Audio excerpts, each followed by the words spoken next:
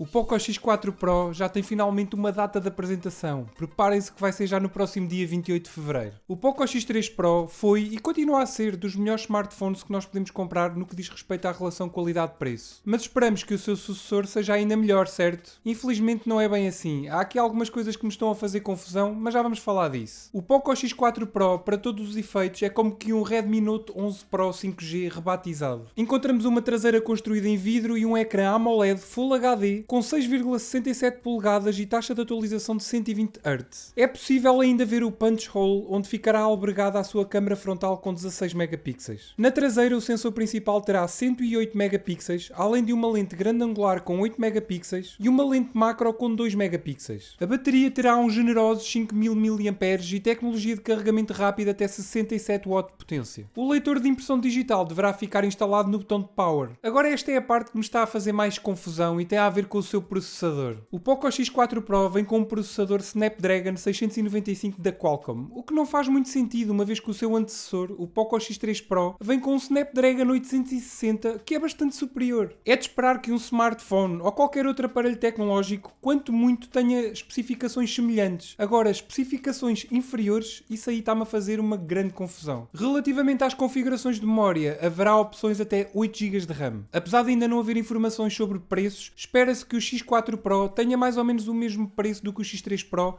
ou seja, estamos aqui a falar na casa dos 200, 250 euros no máximo. E tu, o que é que achas do X4 Pro? Vale a pena comprar um smartphone em que o seu processador é inferior ao seu antecessor, ou os restantes upgrades justificam a compra? Diz-me aí nos comentários. Espero que tenhas gostado do vídeo. Se gostaste, já sabes, deixa aquele like que é muito importante e ajuda mesmo muito o canal. Subscreve e ativa o sininho para não perderes todas as novidades e todas as notificações. Vê estes vídeos que eu coloquei aqui ao meu lado, que eu tenho a certeza que vais gostar. E claro, se tiveres alguma dúvida, é só deixares aqui em baixo nos comentários. Bem pessoal, obrigado a todos e fiquem bem.